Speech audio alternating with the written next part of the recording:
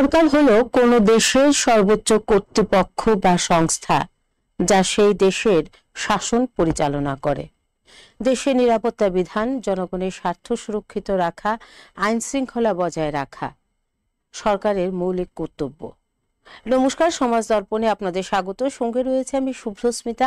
আর আজ আমরা আমাদের স্টুডিওতে আমন্ত্রিত অতিথি হিসেবে যাকে পেয়েছি তিনি হলেন শ্রী আশিস পাল, সদর জেলার সহসভাপতি এবং আমাদের রাজ্যের বিশিষ্ট সমাজসেবী। নমস্কার স্যার, বিটিভি ত্রিপুরার পর্দায় আপনাকে স্বাগত। স্যার, প্রথমেই আপনার কাছে জানতে চাইবো যে পঞ্চায়েত নির্বাচন দোরগোড়ায়, এই পরিস্থিতিতে আপনাদের অবস্থান, বিরোধীদের অবস্থান, সার্বিক পরিস্থিতি। আগামী 8ই আগস্ট আমাদের পঞ্চায়েত নির্বাচন শুরু হচ্ছে। এর ফলাফল প্রকাশ হবে 12ই আগস্ট। মনোনয়নপত্র দাখিল হয়ে গেছে। আমাদের যারা প্রার্থী হয়েছে ত্রিস্তর নির্বাচনে, পঞ্চায়েত নির্বাচনে আমাদের প্রার্থীরা অনেক জায়গায় বিনা প্রতিদ্বন্দ্বিতায় জয়ী হয়েছে। বিনা প্রতিদ্বন্দ্বিতায় কেন হয়েছে? বিরোধীরা এরকম অবস্থায় গেছে, সরকারের উন্নয়নমূলক কাজে এরকম অব্যাহত রেখেছে আমাদের রাজ্য সরকার এবং কেন্দ্রীয় সরকার। এর ফলে আমাদের যারা বিরোধী রাজনৈতিক দলের যারা আছে ওনারা প্রার্থী খুঁজে পাচ্ছেন না। আমরা এখনই বিনা প্রতিদ্বন্দ্বিতায় বিশাল মাত্রায় আমরা জয়ী হয়ে গেছি। সামান্য কিছু কিছু আসনে এই ত্রিস্তর পঞ্চায়েতের নির্বাচন হবে আগামী 8 তারিখ, 8ই আগস্ট। এবং যে নির্বাচন হবে এই নির্বাচনেও আমাদের যারা প্রার্থীরা আছেন ওনারা বিশালভাবে জয়ী হবেন। আপনি এই পদে কবে থেকে আসেন এবং এই পদে আসীন হবার পর থেকে জনগণের জন্য কি কি কাজ করতে পেরেছেন তার যদি একটা চিত্র তুলে ধরেন। আমি 2014 সালে ভারতীয় জনতা পার্টিতে আমি যোগদান করেছি। যোগদান করার পরে আমাকে প্রথমে দায়িত্ব দেওয়া হয়েছে রামনগরের জনসম্পর্ক প্রমুখ। তখন আমাদের রাজ্যের জনসম্পর্কের প্রমুখ ছিলেন মাননীয় প্রাক্তন মুখ্যমন্ত্রী বিপ্লব কুমার দেব। উনি আমাকে এই পদে রামনগরে দিয়েছেন, দলও দায়িত্ব দিয়েছে সাথে। তারপর আমাকে দায়িত্ব দিয়েছে রামনগরের মণ্ডল প্রেসিডেন্ট হিসেবে। আমি 2015 শুরুর দিকে আমি রামনগরের মণ্ডল প্রেসিডেন্ট হিসাবে আমাকে নির্বাচিত করা হয়। আমি রামনগরের ইলেকশন হয়েছিল আমাদের নির্বাচনের, এইটা আমাদের সাংগঠনিক একটা নির্বাচন থাকে। ওই নির্বাচনে আমাকে রামনগরবাসী আমাকে মণ্ডল সভাপতি করেছেন, যারা যারা ভোট দেওয়ার অধিকার আছে। তারপর আমি যখন আমার মেয়াদকাল শেষ হয় তারপর আমি জেলা কমিটিতে আসি। জেলা কমিটির কার্যকরী কমিটির সদস্য ছিলাম। তখন আমি যেই কমিটিতে ছিলাম তখন আমাদের জেলা সভাপতি ছিলেন মাননীয় মানিক দাস মহোদয়। তারপর আমাদের জেলা সভাপতি হয়েছেন ডক্টর অলোক ভট্টাচার্য মহোদয়। ওনার সময় আমি সম্পাদকের দায়িত্ব আমি পালন করেছি। পাশাপাশি আমি প্রতাপগড়ের প্রভারীর দায়িত্ব ছিলাম।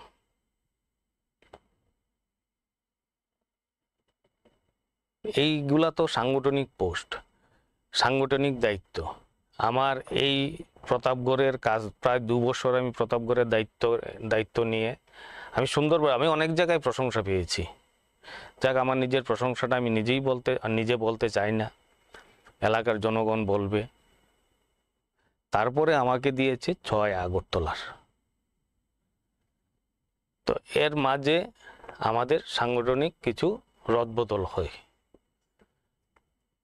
উনি কর্পোরেটর 21 নম্বর ওয়ার্ড থেকে নির্বাচিত হয়েছেন বিপুল ভোটে। তারপরে আমাদের জেলা সভাপতি চেঞ্জ হয়। এখন বর্তমানে যিনি আছেন মাননীয় অসীম ভট্টাচার্য মহোদয়, ওনার সাথে আমি যে সহসভাপতি হিসাবে দায়িত্ব পালন করছি। পাশাপাশি আমি 6 আগরতলার দায়িত্ব পালন করেছি। দায়িত্ব পালন করার পরে আমার মেয়াদকাল শেষ হওয়ার পরে আমাকে বিভিন্ন সাংগঠনিকের বিভিন্ন দায়িত্ব আমাকে দিয়েছে। এর মধ্যে আমি যাতে আমি যেই কাজটা করে আমি সবচেয়ে বেশি নিজেকে সাকসেস এবং নিজেকে খুব অনুপ্রাণিত আমি মনে করি, আমাকে অযোধ্যায় রাম মন্দিরের জন্য আমাকে জেলার সভাপতি, আমাকে জেলার কনভেনার বানিয়েছে। ত্রিপুরা রাজ্য থেকে যারা সরাসরি আগরতলা থেকে অযোধ্যা সরাসরি যেই ট্রেনগুলা গেছে, যে যাত্রীরা গেছে স্বল্প ভাড়ায়, এইগুলার দায়িত্ব তখন আমার কাঁধে ছিল। আমার সাথে একটা টিম করে দিয়েছে আমাদের ভারতীয় জনতা পার্টি। আমি ওই জায়গায় ছিলাম, প্রায় 11 দিনের মতো ছিলাম। তারপরে ওইখান থেকে আমি আবার এসছি। ওই সময়টা আমাকে যে দায়িত্ব আমি করেছি, পালন করেছি, আমার কাছে নিজেকে স্বপ্নের মতো মনে হয়েছে। আমি মনে হয় স্বপ্ন দেখেছি, স্বপ্ন তো পেয়েছি, আর আমি মনে হয় খুব সাকসেস হয়েছি। আমার একটা প্রাপ্তি ছিল, আমার মনে হয় এই প্রাপ্তিটা আমার পূরণ হয়েছে। আমি বেশ কয়েকবার রাম মন্দিরে গেছি। তখন ওই জায়গার মাননীয় আমাদের কেন্দ্রীয় মন্ত্রী ছিলেন মাননীয়া প্রতিমা ভৌমিক মহোদয়া, উনিও গেছেন।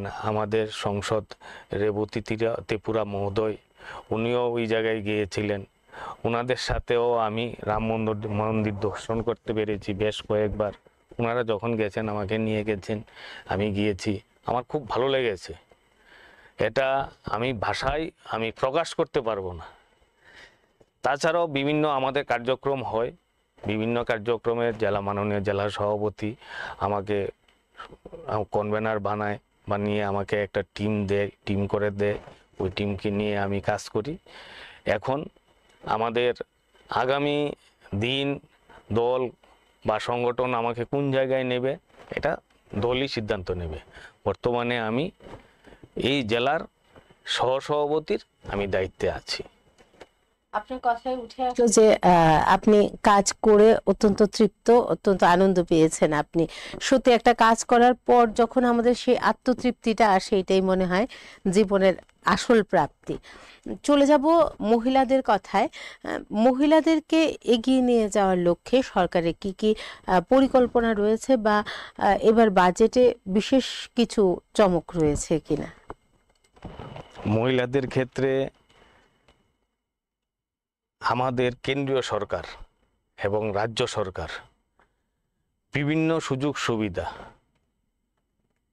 যেরকম উজ্জ্বলা যোজনা, আপনারা অনেকেই জানেন এই উজ্জ্বলা যোজনা আমাদের এই কেন্দ্রীয় সরকার মাননীয় প্রধানমন্ত্রী উনি যেইভাবে মহিলাদের জন্য এই যে প্রকল্পটা ঘোষণা করেছেন, এতে যে কত সমাজের মধ্যে এই মায়েদের বোনদের যে কত কষ্ট হতো, এই কষ্ট থেকে দূরীকরণ হওয়া সম্ভব হয়েছে। তাছাড়া আমাদের এখন নির্বাচনের ক্ষেত্রেও আমাদের 33% আমাদের রিজার্ভেশন করে দিয়েছে সরকার। আমাদের ভারতীয় জনতা পার্টি এই লক্ষ্যমাত্রা নিয়ে আমাদের বিগত যে নির্বাচন হয়েছে, আমাদের যে কর্পোরেশন নির্বাচন হয়েছে, 33% থেকে বেশিও আমাদেরকে প্রাধান্য দিয়েছে দল। সরকার যেই সামাজিক কাজগুলা করছে, এই দিকেও মহিলাদেরকে খুব গুরুত্ব দিচ্ছে।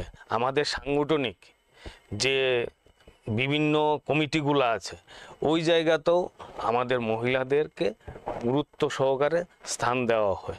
আমাদের মহিলা মোর্চা আছে, মহিলা মোর্চার মহিলার বোনরা এবং দিদিরা খুব সুন্দরভাবে সাংগঠনিক কাজগুলা দিনের পর দিন অক্লান্তভাবে করে যায়। যুব সমাজ নেশার অন্ধকারে ডুবে যাচ্ছে। আমাদের রাজ্যের মাননীয় মুখ্যমন্ত্রীর স্লোগান নেশামুক্ত ত্রিপুরা গঠন, এই ক্ষেত্রে কতটুক সফল? আমাদের মাননীয় মুখ্যমন্ত্রী ডক্টর প্রফেসর মানিক সাহা মহোদয়, উনি অক্লান্ত পরিশ্রম করে যাচ্ছেন এবং আমাদের এই সমাজটাকে সুন্দরভাবে তুলে ধরার জন্য কাজ করে যাচ্ছেন, জনগণের সাথে নিবিড় সম্পর্ক স্থাপন করে যাচ্ছেন। এখন মুদ্রা কথা হলো নেশা। আজ 2018 সালের আগে যেই রকম অবস্থা ছিল, এর থেকে বেরিয়ে আসার জন্য সরকার খুব চেষ্টা করছে, পাশাপাশি প্রশাসনও চেষ্টা করছে যাতে এই নেশামুক্ত ত্রিপুরা সুন্দরভাবে গঠন করা যায়। এখন ত্রিপুরা রাজ্যে যে নেশার সমস্যাটা দেখা দিয়েছে, বিপদগামী কিছু যুবক এর সাথে যুক্ত হয়েছে, কিন্তু প্রশাসন এর কঠোরভাবে ব্যবস্থা নিচ্ছে। আর কিছু মাফিয়া নেশা কারবারি, ওরা ওদের ব্যবসাটা টিকিয়ে রাখার জন্য কুচক্রভাবে কাজ করে যাচ্ছে। এই কাজগুলা প্রশাসন কোনোভাবেই করতে দিচ্ছে না এবং প্রশাসন তীক্ষ্ণ দৃষ্টি রাখছে ওরা কিভাবে এই জিনিসগুলা এখানে নিয়ে আসে। এখন প্রশাসন এবং সরকার হাতে হাত মিলিয়ে সুন্দরভাবে করে যাচ্ছে যেন আমাদের ত্রিপুরা রাজ্যে নেশা মুক্ত ত্রিপুরা রাজ্য গঠন করা যায়। যুব সমাজকে সচেতন করছে, বিভিন্ন স্কুল, বিভিন্ন কলেজে এ নিয়ে বিভিন্নভাবে কাজ করছে এবং পাশাপাশি স্কুলের শিক্ষক শিক্ষিকা, কলেজের, বিশ্ববিদ্যালয়ের যারা পাঠদান করাচ্ছেন প্রফেসররা এবং শিক্ষক শিক্ষিকারা, ওনারা সুন্দরভাবে ছাত্রদেরকে বিভিন্ন প্রোগ্রাম করছে যাতে নেশা থেকে দূরে থাকে। গুরুত্বপূর্ণ বিষয় নিয়ে আলাপ হচ্ছিল স্যারের সাথে। আমাদের সামনে যা উঠে আসলো যে আমাদের রাজ্যকে নেশামুক্ত করার জন্য নানা ধরনের অনুষ্ঠান করা হচ্ছে। আমরা আশা করছি যে আমরা অবশ্যই আমাদের রাজ্যকে নেশামুক্ত করতে পারবো, কিন্তু সময় হয়ে গেছে ছোট্ট একটা বিরতির। ফিরে আসছি বিরতির পর।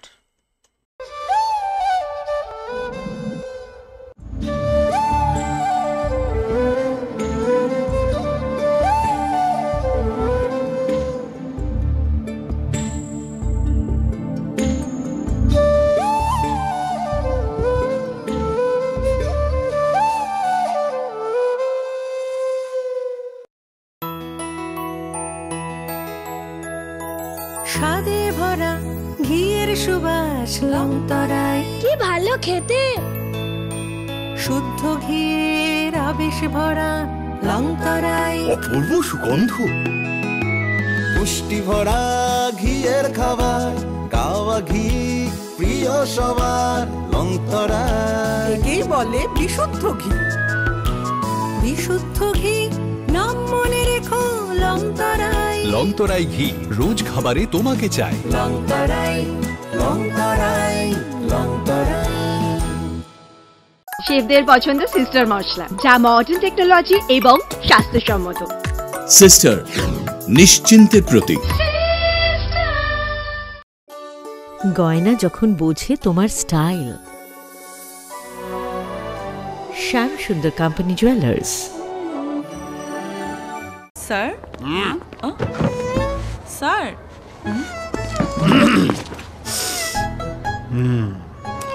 বাচ্চাদের টিফিনে যাই দিই তাই ফেরত আসে, কি যে করি। জি স্যার, ওরা তো কিছুই খেতে চায় না। চেটেপুটে খাবে, আবার ভালোও বলবে। কি?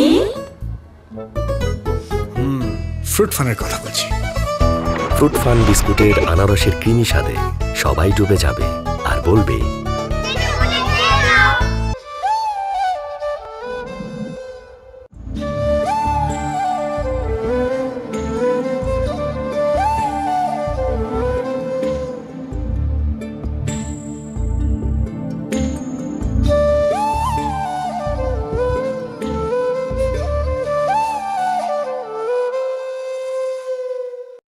ফিরে এলাম আবারও বিরতির পর। সরাসরি চলে যাব স্যারের কাছে। রাজ্যের শান্তি শৃঙ্খলা সম্পর্কে কি বলবেন? কারণ শান্তি শৃঙ্খলা বজায় রাখার ক্ষেত্রে আইনও একটা গুরুত্বপূর্ণ ভূমিকা পালন করে থাকে। তো রাজ্যের এই আইন শৃঙ্খলা বা শান্তি শৃঙ্খলা সম্পর্কে কি বলবেন? রাজ্যের আইন শৃঙ্খলা সম্বন্ধে বলতে গেলে আমি প্রথমেই যেই কথাটা বলবো, এই সরকার প্রতিষ্ঠিত হয়েছে আজকে আমাদের আজকে 6 বছর পূর্ণ হয়ে 7 বছরের দিকে চলছে। কিন্তু বিগত 25 বছরে যেই সরকার ছিল, ওই সরকারের সময় ত্রিপুরা রাজ্যে বিধায়ক খুন হয়েছে, মন্ত্রী খুন হয়েছে, প্রশাসনের উপরের স্তরের কার্যকর্তারাও খুন হয়েছে। যেরকম সদর মহকুমা শাসকও কিন্তু ওনার অফিস কক্ষে খুন হয়েছে। প্রশাসনের দিক থেকে এই বিজেপি জোট সরকার প্রতিষ্ঠিত হওয়ার পরে ছোটোখাটো বিক্ষিপ্ত ঘটনা ছাড়া আর কিন্তু সেরকম কোনো ঘটনাই ত্রিপুরা রাজ্যে ঘটেনি। আর যেই সব ঘটনা বিগত দিন হয়েছে, এর ইতিহাস বলতে গেলে আজকের এই সময়ে কুলাবে না। আমাদের ত্রিপুরা রাজ্যে একটা শান্তিপূর্ণ জায়গা, শান্তির জায়গা। আগে মায়েরা, বোনেরা বা আমাদের যারা ছোট ছোট বোনরা ছিল, ছাত্রী যারা ছিল, স্টুডেন্ট, শিক্ষকের বাড়ি থেকে রাত্র 6টা 7টা বাজলে ভয় পেত। বর্তমান সময়ে দেখা যায় এখন স্টুডেন্ট যারা বিশেষ করে ছাত্রী যারা আছে, ওরা রাত 10টা বাজে শিক্ষকের বাড়ি থেকে বাড়িতে যায়। অনেক সময় আমি রামনগর থাকি, আমি অনেক সময় দেখি রামনগরের যে গলিগুলো আছে, আমার মনে হয় আগরতলা শহরের শিক্ষকের বাসস্থান ওই এলাকাতেই বেশি। অ্যাকচুয়ালি রামনগরে সরকারি কর্মচারীরা বেশি থাকেন এবং শিক্ষক শিক্ষিকারা। আমি দেখি রাত 10টা 10:30 বাজে রাস্তা দিয়ে বাড়িতে যায়, স্কুলের ছাত্রী হোক বা কলেজের ছাত্রী হোক, ওরা কিন্তু নির্দ্বিধায় নির্বিঘ্নে বাড়িতে যাচ্ছে, যেটা ত্রিপুরা রাজ্যে আজকে থেকে 7-8 বছর আগে চিন্তা ভাবনাই করা যেত না।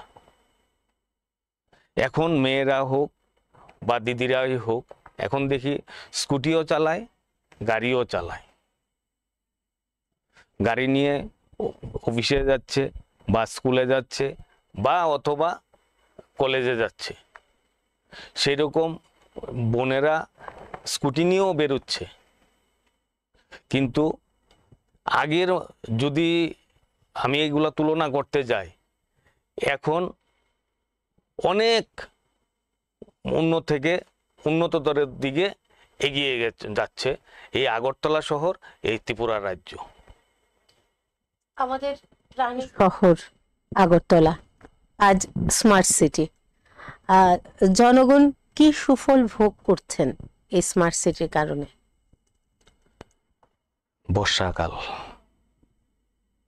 শ্রাবণ মাস মানে আমাদের যে 6টা ঋতু আছে, এতে বর্ষাকাল। এই বর্ষাকালে আগরতলা শহরে কি অবস্থা হতো আজকের থেকে 6-7টা বছর আগে, এখানে যারা দর্শক আছেন বা এখানে যারা স্টুডিওতে যারা কর্মী আছেন ওনারা জানে। এই Orient Chowmuhani, Shakuntala road, Akhaura road, Mantribari road, মনে হয় যেন একটা বিশাল নদী তৈরি হয়ে গেছে। দিনের পর দিন জলমগ্ন থাকতো। এখনো বৃষ্টি হয়, এখনো নালা নর্দমায় জল হয়, ড্রেনে জল হয়, কিন্তু সেই জল আমাদের যিনি মাননীয় মেয়র আছেন, মাননীয় দীপক মজুমদার মহোদয়, ওনার ঐকান্তিক প্রচেষ্টায় এখন কিন্তু বৃষ্টির 2-3 ঘন্টা বৃষ্টি হলো, এই বৃষ্টির জল বেশি হলে 15 থেকে 20 মিনিট থাকে, তারপরে যে সিস্টেম করেছে এই সিস্টেমে এই জল আর রাস্তায় ধরে না। এই জল পাম্পের সাহায্যে, উন্নততর পাম্প লাগিয়েছে, এই পাম্পের সাহায্যে জল সরিয়ে নিচ্ছে। এখন আগরতলা শহরে আর জল থাকে না। আর যদি রাস্তাঘাটের কথা বললেন, আমি তো রামনগরে থাকি, আমি রামনগরে দেখি, আমি প্রত্যেকদিন সকালবেলা আমি কিন্তু ভোরে আমি মাঠে যাই, আমি প্রত্যেকদিন মাঠে যাই। আমি যাওয়ার সময় আমি যখন বাড়ি থেকে বেরোই বা ওই মাঠ থেকে ফেরার পথে আমি দেখি রামনগরের প্রত্যেকটা রাস্তা আমাদের কর্পোরেশনের যে কর্মীরা আছে রাস্তাগুলা পরিষ্কার করছে। কোনো কোনো সময় দেখি আমি দিনে 2 বার পরিষ্কার হয়, ভাবতে অবাক লাগে কি আগরতলা শহর দেখেছি আর এখন বর্তমানে কি আগরতলা শহর দেখি। নাগরিক সেবা উন্নত থেকে উন্নততর হয়েছে, বাজার হাট উন্নত থেকে উন্নতর হয়েছে। বিগত কিছুদিন আগে আমি একটা মিটিংয়ে ছিলাম, ওই জায়গায় আমাদের মাননীয় মেয়র সাহেব আলোচনা রাখছিলেন যে আগরতলা শহরে যে কয়েকটা কাঁচা বাজার এখনো আছে এইগুলা মাল্টি স্টোরিজ বিল্ডিং করবে, 3 তলা বা 4 তলা বিল্ডিং এরকম করবে।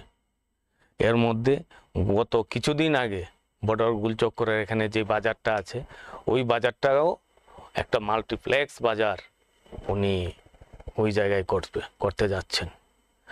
তো এখন বাজারটা যেরকম আছে এর থেকে অনেক উন্নত থেকে উন্নতর বাজার হবে। তারপরে লেকচৌনি বাজার হবে, মঠচৌনি বাজার হবে। এই বাজারগুলা আগামী দিন আরো সুন্দর বাজার হিসাবে রূপান্তরিত হবে। একদিকে মাছের বাজার থাকবে, একদিকে সবজির বাজার থাকবে, একদিকে ফলের বাজার থাকবে, এবং এই বাজারগুলোতে থাকবে সাইকেল, গাড়ি এবং মোটর সাইকেলেরও পার্কিংয়ের ব্যবস্থা করা হবে। আমাদের সুস্থ জীবনযাপনের ক্ষেত্রে স্বাস্থ্য পরিষেবা অত্যন্ত গুরুত্বপূর্ণ একটি বিষয়। সেই ক্ষেত্রে আপনারা কতটুকু সফল? স্বাস্থ্য পরিষেবা এখন ত্রিপুরা রাজ্যে অনেক স্পেশালিটি ডাক্তার ত্রিপুরা রাজ্যে আছে, রাজ্যের ছেলেরাই আছে, ছেলে মেয়েরাই আছে। এখন আর আগের মতো বাইরে দৌড়াতে হয় না। বিগত কিছুদিন আগে আমাদের মুখ্যমন্ত্রীর হাত ধরে আমাদের ত্রিপুরা রাজ্যে কৃতি ডক্টররা কিডনি ট্রান্সপ্ল্যান্টও করেছে, যা কোনো সময় আমরা ত্রিপুরা রাজ্যে ভাবতেও পারতাম না। আমাদের এজিএমসি যে মেডিকেল কলেজ আছে ওর পাশে আরেকটা নতুন বিল্ডিং স্থাপন হচ্ছে, ওইখানে আইসিইউ থাকবে, পাশাপাশি সাধারণ বেডও থাকবে। তারপরে আমাদের মাননীয় মুখ্যমন্ত্রী একটা ডেন্টাল কলেজ আগরতলা শহরের উপরে স্থাপন করেছেন, একটা দৃষ্টান্ত স্থাপন করেছেন। তারপরে আইজিএম হসপিটাল অনেক উন্নত থেকে উন্নতর পরিষেবা দিচ্ছে। জিবি হসপিটালে উন্নত থেকে উন্নতর পরিষেবা দিচ্ছে। তারপরে টিএমসি আছে, ক্যান্সার হসপিটাল আছে, সব জায়গায় আমাদের স্পেশালিটি প্রত্যেকটা বিভাগের ডক্টর আছে এখানে। আমাদের সকলের কাছে একটা সুস্থ সুন্দর পরিবেশ কাম্য। সুস্থ সুন্দর পরিবেশে আমরা বসবাস করতে চাই, কিন্তু আমাদের প্রকৃতি এবং পরিবেশ একটা ভয়াবহ সংকটের মুখে। সরকার এই সংকট কিভাবে দূরীভূত করতে পারে এবং আমরা যারা সাধারণ জনগণ রয়েছে আমাদের সকলের প্রচেষ্টায়, সরকার এবং জনসাধারণের প্রচেষ্টায় কিভাবে আমরা আমাদের পরিবেশকে সুন্দর এবং নির্মল করতে পারবো? আমাদের ত্রিপুরা রাজ্য, আগরতলা শহর সুন্দর হচ্ছে, আগরতলা শহরে বড় বড় বিল্ডিং হচ্ছে, রাস্তাঘাট বড় হচ্ছে, প্রসারিত হচ্ছে। এর জন্য রাস্তার পাশে যে গাছগুলা ছিল, পুরনো গাছগুলা কাটতে হয়েছে, সুন্দর সুন্দর বাড়ি হচ্ছে, নতুন নতুন বিল্ডিং হচ্ছে, ওই জায়গায়ও গাছ কাটা পড়ছে। কিন্তু পাশাপাশি সরকার এদিকেও নজর রাখছে যে আমাদের এই শহরে সুন্দর করতে হবে, সুন্দরভাবে গাছ লাগাতে হবে। প্রত্যেক বছর লক্ষ লক্ষ গাছ এই ত্রিপুরা রাজ্যে বিভিন্ন এলাকায় লাগানো হচ্ছে।